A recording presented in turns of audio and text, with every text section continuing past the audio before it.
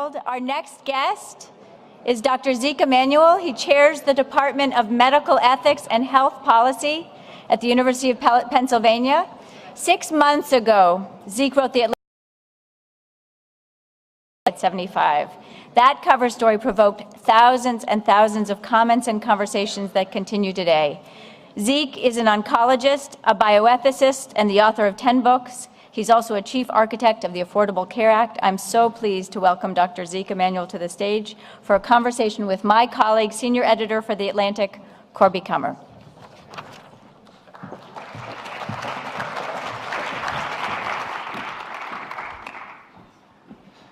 So we're definitely drilling down into why Zeke hopes to die at 75, which in fact is a title he loves and embraces. So we'll get into that. But because we're coming up on the 5th anniversary of the Affordable Care Act, and Zeke was one of its chief architects, it's really behooves us to discuss with that. So to lead with that. So let's talk about some of what you think are its signal achievements and hear more about your report card. Well, I think on any domain you want to consider, whether it's access, cost, or quality, the Affordable Care Act has been a singular success, even exceeding our expectations. Clearly on the access side, you can go down the list, 11.5 million people enrolled through the exchanges, an additional 6-7 million people getting private coverage, the expansion of Medicaid, where we still have a number of states holding out, although they'll all come on by the end of the decade. We now have a dip of the uninsurance rate, according to Gallup, below 13%. That's a huge achievement on the access side. If that were all, it would be a tremendous singular success. But we've also had a big achievement on the quality side through a number of initiatives written in the bill, like the readmission penalty that has now taken effect and really driven down readmissions. Does everyone know what readmission penalty is? So what happens is that within 30 days before the bill, within 30 days, roughly 19.5% to 20% of Medicare patients discharged from a hospital were readmitted within 30 days. That means 1 of 5 times a Medicare patient got discharged, they returned to the hospital. Not a great record. If your cell phone, in 30 days had a 20% failure rate, you would go berserk and probably postal. But we put in a penalty. I actually thought the penalty was too modest, 1%. Of fees.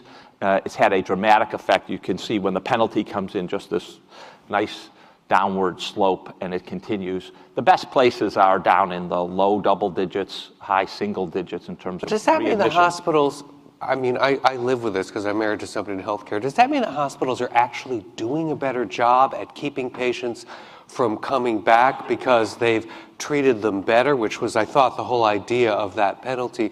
Or just does it mean that hospitals won't let them back in because they don't want to pay? Well, of course there's some gaming. You can't expect, we've got 5,000 hospitals roughly in the country. There's going to be some gaming of this. But there is definite, what we know is not that they're treating badly, it's the handoff that causes the problem. And the handoff to primary care physicians, I think, is being better coordinated, making sure they get to the primary care physician, making sure a nurse calls them that they're actually fulfilled their scripts, sending them out with their medications, making sure they understand what they're supposed to take. So I think that's going to take much more time to filter through the system, but you're clearly seeing a focus on this. And then there's a bunch of other quality measures, that the penalties for hospital-acquired conditions, whether infections or falls, those are kicking in, and you can see some pretty substantial improvements in that. And then there's the cost issue, which we've all benefited from. There has been a tremendous slowdown in cost, in cost growth. And while not all of it's the Affordable Care Act, no one claims that, no one can also claim none of it's the Affordable Care Act. Exactly what that percentage is it a third, is it half? We won't know for a number of years. But it clearly has had a big effect. And I think the recent announcement by Medicare that they're shifting off fee-for-service to more capitation, bundled payments, et cetera, will have an additional effect. It'll both empower other insurers to switch, and it's going to transform how doctors deliver care. So I think on every metric you want, it's been a success. There are obviously many other metrics where I certainly wish it were better. The website could be better.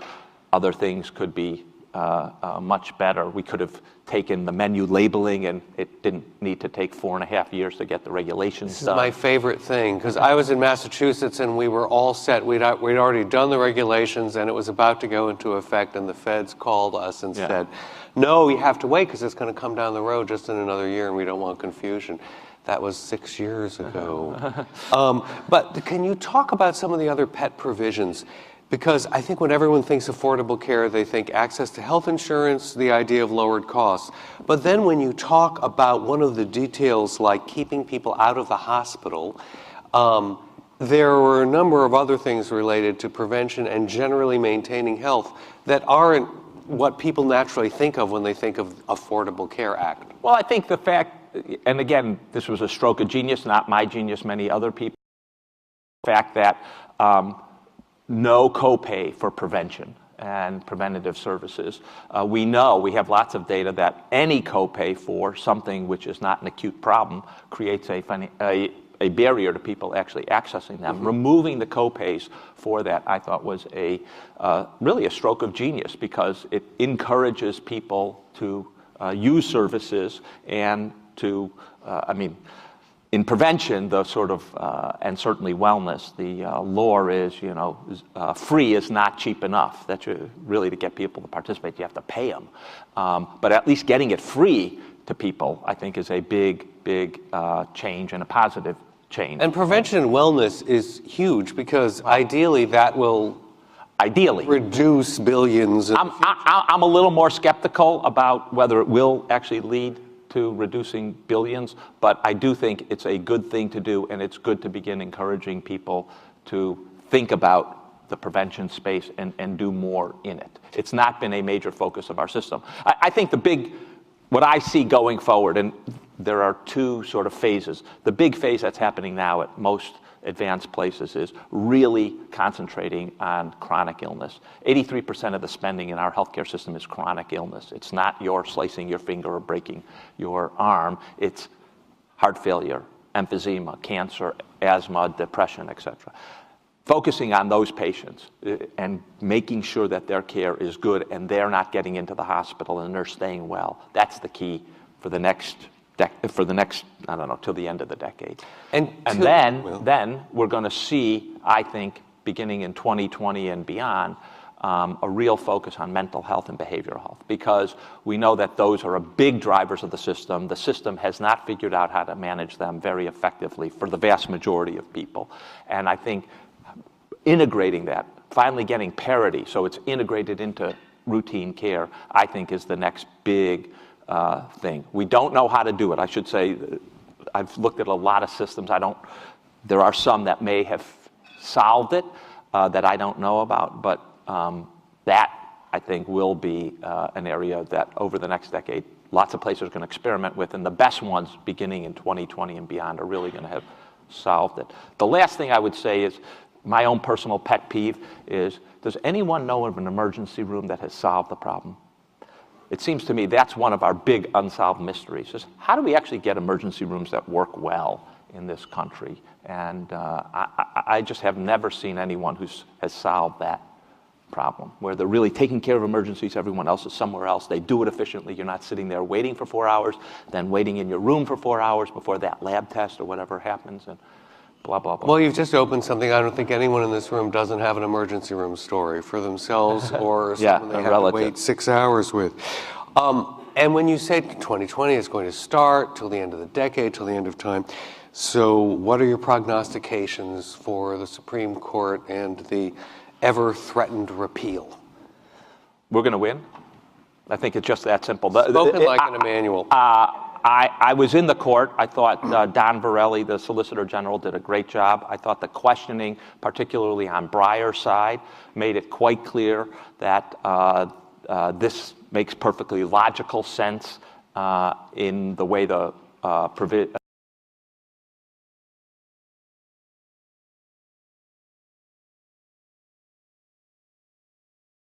the answer as to why this reading, and he sort of gave a reading where it says such exchange, and that refers back to the definition, and the definition makes clear it's either a state exchange or a federal exchange. And he even asked the plaintiff's lawyer again when he got 10 extra minutes. He said, could you take some of these 10 extra minutes and explain why my reading isn't the right reading?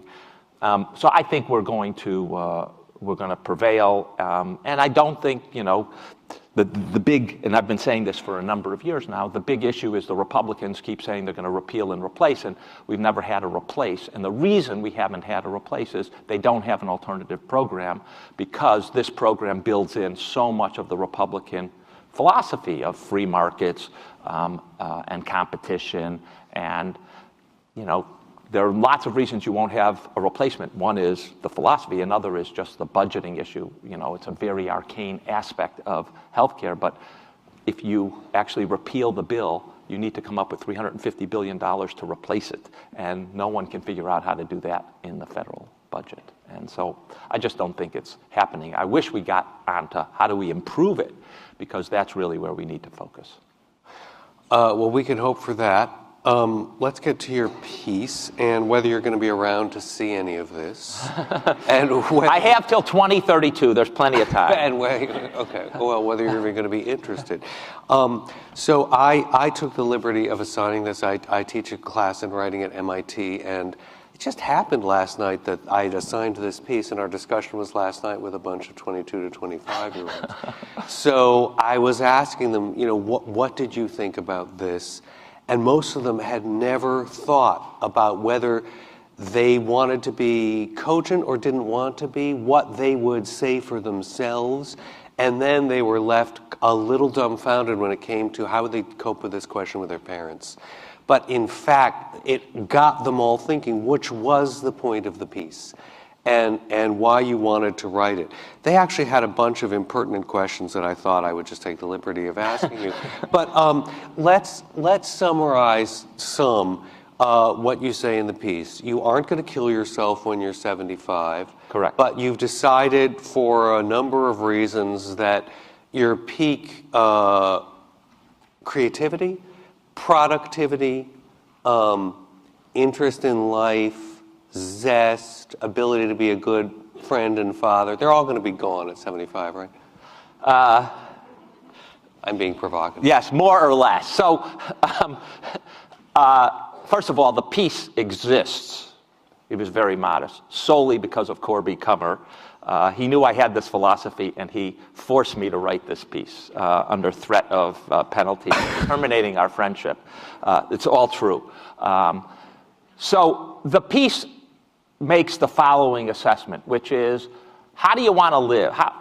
And it's a personal piece. How do I want to live, and what's important in my life, and when are those things going to end?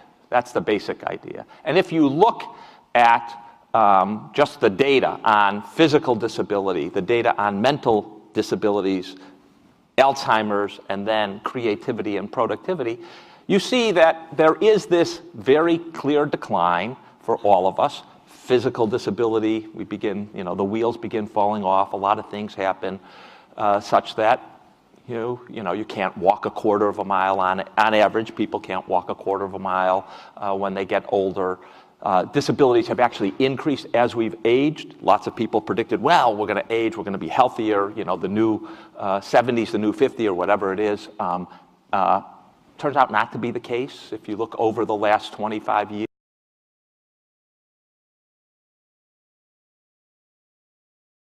are pretty incontrovertible. As you age, your mental processing slows down, your working memory, that way to reason, slows down, your distractibility increases. This is without Alzheimer's.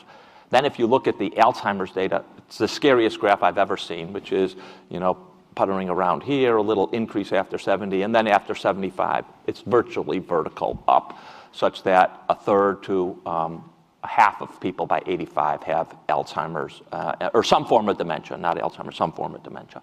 I was recently in Britain, that means yesterday, and I was talking to some researchers that did not Britain, in Tokyo, over the. You were there. That was Friday. You were there That was 2 days. Friday. That's right. Friday, I was in Tokyo, and I was talking to researchers there. They did a survey of their centenarians. That's people who've lived to 100 and beyond. Every single, and they have as many centenarians in terms of number as we do, despite the fact that their population is 125 million. So equivalent number of centenarians. In terms of proportion, in terms of absolute number? Yeah, they've got 2.5 times the number of centenarians per population than we do. Every one of them has dementia. So their epidemiology study suggests, you live a long time, you're going to get dementia. So, and then there's this issue of creativity and productivity, and again, the data through history across cultures are pretty constant, which is you have a big increase in creativity and productivity until about 20 years after you've started your career, and then it tails off. And it's virtually over by the time you're 65, 70. And again, for all of these things, it's a spectrum, right? This is on average. This is how most people are going to live. There are exceptions to all of this, and all of us know exceptions. As I stated in the piece, I have a very close collaborator who's now 90 years old, soon going to be 91, who's still mentally sharp. And yeah, he's an exception. But exceptions are exceptions. We're all going to be, not all, most of us are going to be on average. We can't all be exceptions, right? By definition. So you have to live with what's likely, and so by 75, most of those things are going to be not so hotsy-totsy. And in combination, physical disability, mental slowing, high risk of Alzheimer's, that's dramatically increasing, loss of productivity and creativity, doesn't sound like the things I really care about in life are going to be easily realized after 75. There's a lot of things behind that. First is the essential modesty of thinking, I'm not going to be an exception, because almost everybody we know assumes that she or he is going to be an exception. So whenever you hear those statistics, you filter them out, and you think, what's the success rate? And it's part of the whole rationale of screening, of course, which you say is going to end at when? Some horrifyingly young age? You're going to stop screening? Because you're not convinced that you're going to be one of the exceptions, or that you want to pursue what you consider this fruitless quest for immortality. What is the age when you're going to stop screening? Well, in general, it's 75, but for colon cancer, it's 65. So last colonoscopy at 65. So these are very courageous actions to say, I am a statistician and I don't have the self-love to say I'm going to be an exception. I understand I am.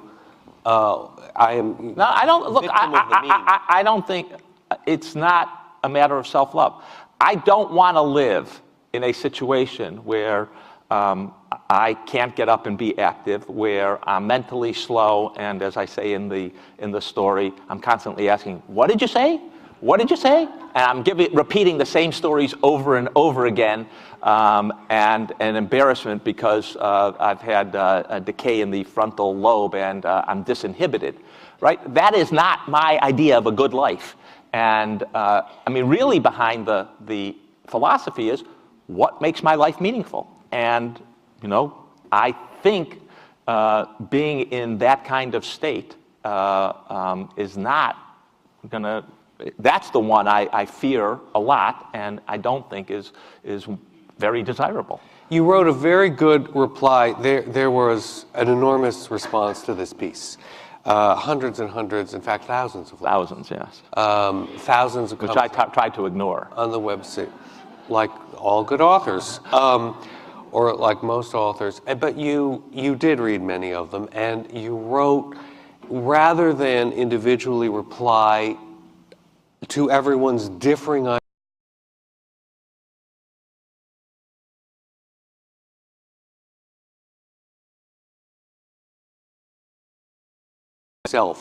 and in reading the assessment of one man of what are the things that bring him meaning and that would stop being a meaningful life by his definition, it's then up to you to decide what's best for yourself. And that's the conversation you really tried to begin. Yeah, I would say that, for whatever reason, I've been put into the role of a provocateur, and I so alien to your personality.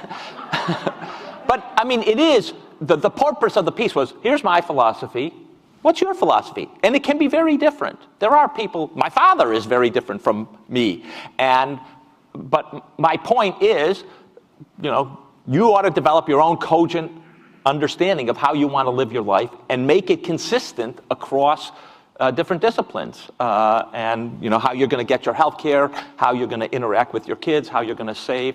And one of the things that it has made clear to me is I don't want to miss lots of opportunities now for positive celebrations, to go to, I won't say, well, I'm not going to that bar mitzvah in the other side of the country because, we'll have more opportunities or whatever. You're living now, and it is going to disappear faster than you think. And we all know that part of what people really remember are not things, but experiences. And so my big emphasis is have those experiences, whether they're cognitive, emotional experiences, they're trips, they're, just talking to people. And so I want people to think about what gives their life meaning and act on it, and not, well, tomorrow, I'll get to that tomorrow. That's what the problem of not having 75 in your life is. It's always tomorrow. We all know this, right?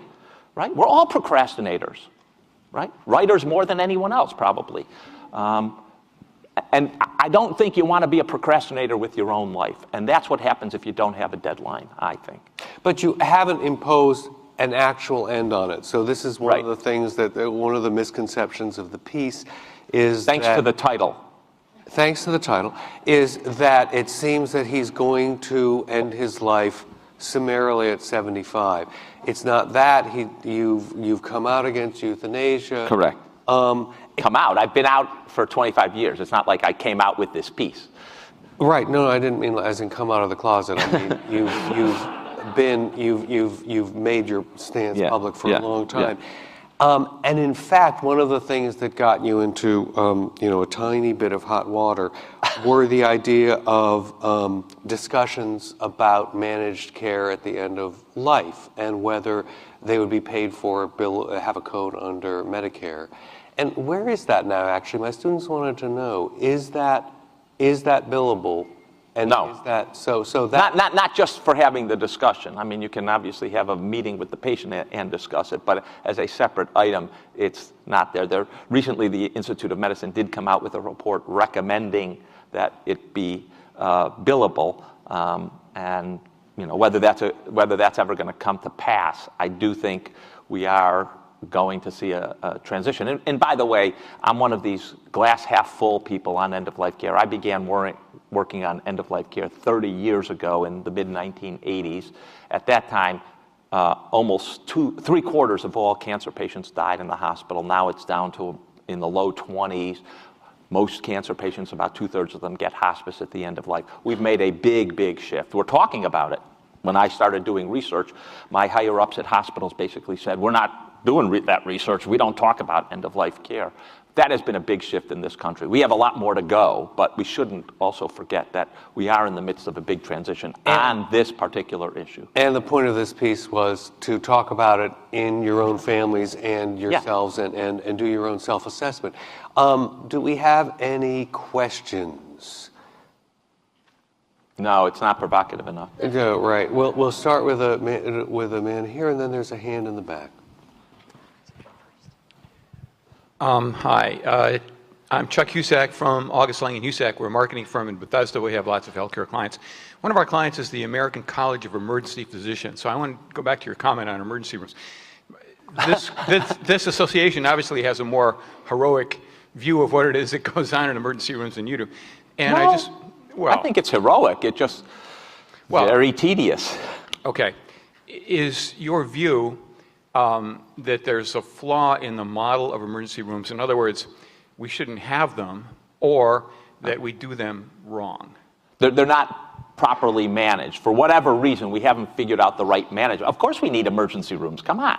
But we often, it's not managed well, and that's the big problem. And, it shouldn't be that you have to wait for 4 hours to get into that room, and then 4 hours later. And that, if someone comes in with multiple gunshot, everyone flocks to that person and everyone else is left who knows what, and 5 hours later. I'll just give you my latest example, not from me, but my research assistant had severe abdominal pain, 8:30 in the morning.